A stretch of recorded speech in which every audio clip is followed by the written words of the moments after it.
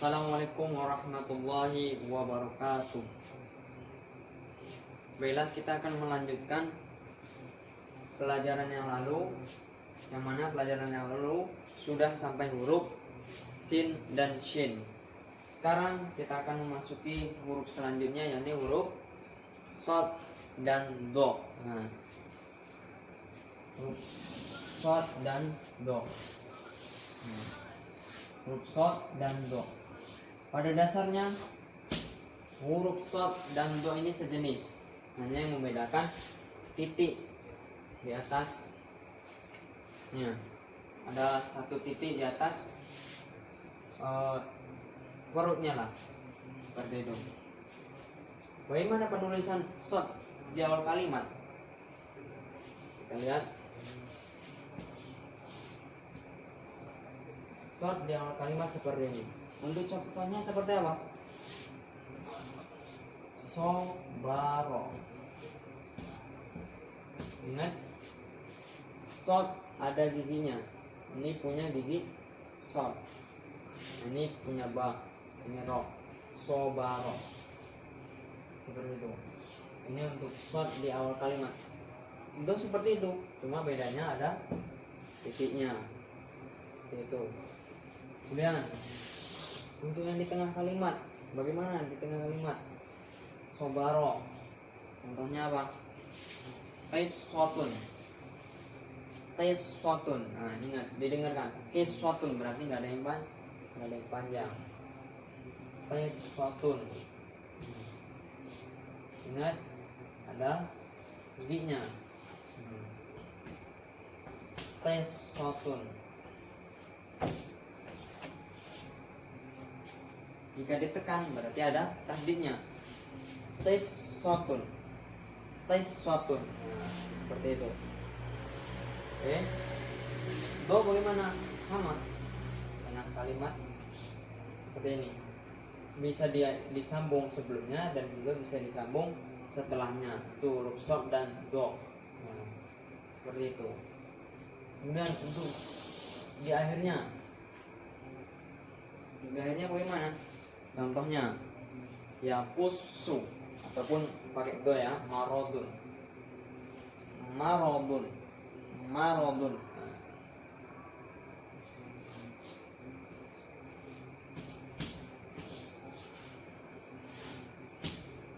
Marodun. Ataupun pakai huruf sok. Apa itu tadi? Ya kusu.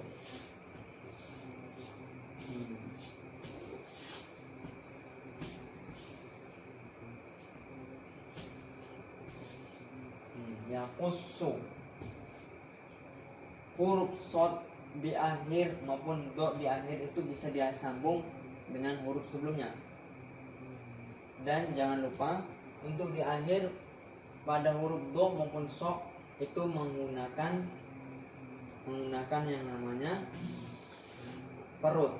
Nah, kalau di tengah dan di awal itu tidak menggunakan perutnya, seperti itu. Jelas ya. Untuk di tengah kalimat dia bisa menyambung dari awal, dari sebelum maupun sesudah. Kalau di awal sesudahnya bisa disambung. Nah, seperti itu. Ini untuk huruf shad dan dot. Ini sejenis, hanya yang membedakan titik satunya. Oke, seperti itu. Selanjutnya kita masuk ke huruf to dan do. Huruf to, nah,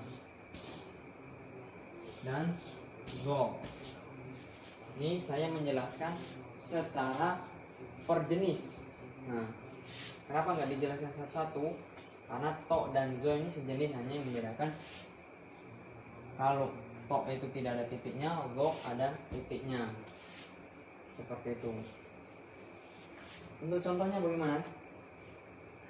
To di awal kalimat maka bisa disambung untuk huruf setelahnya.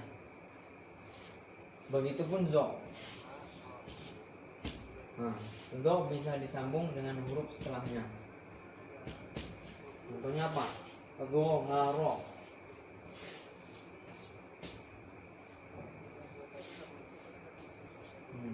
Zoharo. do bisa disambung dengan huruf h, begitupun to bisa disambung dengan huruf setelahnya. Nah seperti ini, maka jadi to pakai titik. Kalau tidak pakai titik, kalau pakai titik do haro, penulisannya sama. Untuk di tengah kalimat, maka to untuk sebelumnya bisa disambung dan setelahnya juga bisa disambung. Begitupun zo, sebelumnya bisa disambung dan setelahnya pun bisa disambung. Ingat tidak ada titik, tidak ada gigi, setelah zo. Yang ada apa? Hanya garis berdiri seperti itu. Contohnya mazohirun.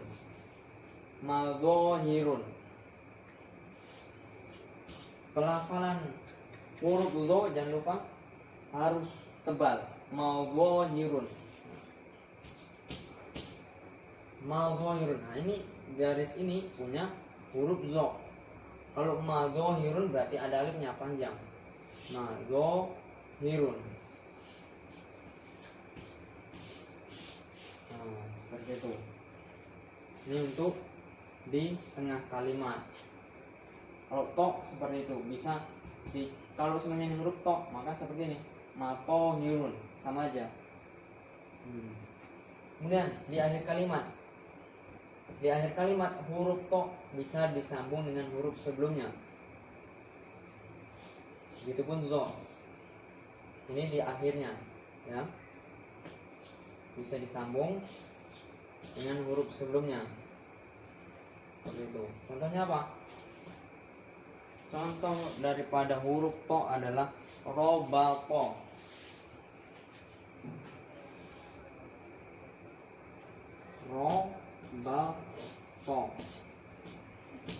Nah, maka bisa disambung dengan huruf sebelumnya, yakni huruf ba.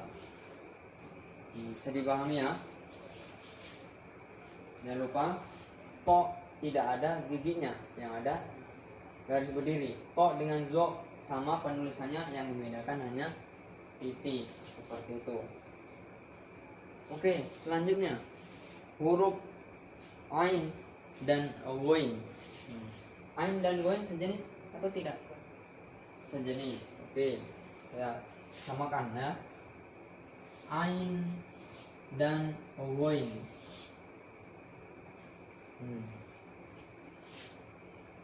Ain dan ghain. Contoh di awal kalimat. Apakah setelahnya bisa disambung? Bisa. Ain. Nah, ain di awal kalimat tidak menggunakan apa istilahnya ya? Kakinya lah ya. Ataupun perutnya. Nah, kita namakan kakinya saja. Maka tidak menggunakan perutnya, melainkan hanya kemudian bagian atasnya. Begitupun ghain sama. Contoh huruf setelahnya apa? Ainun. Apa artinya ainun? Mata. Nah, ainun.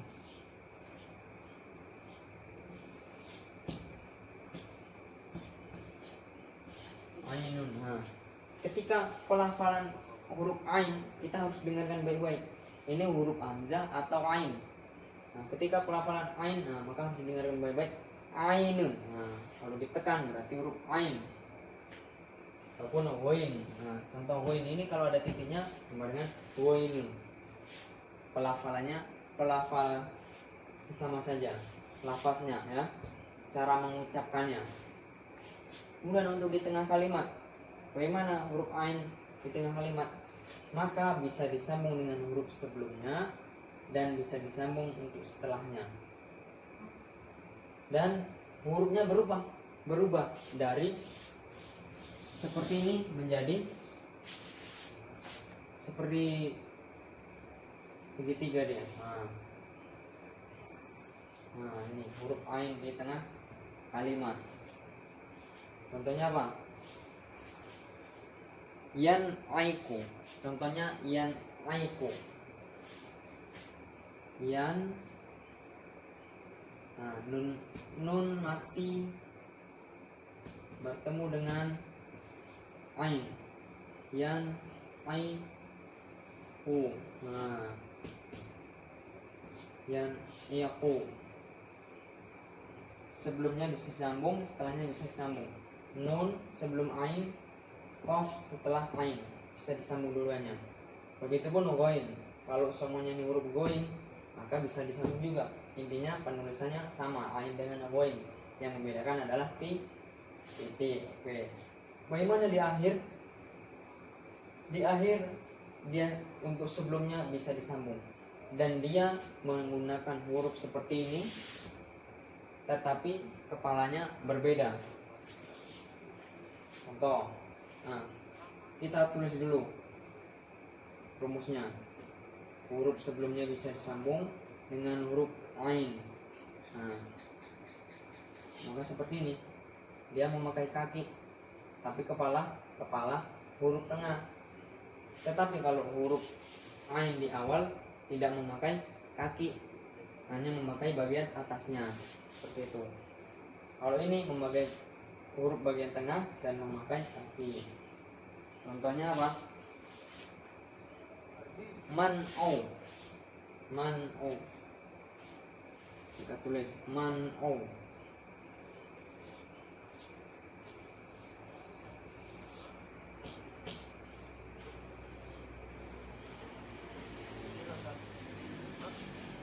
Man-o. Nah, jelas ya.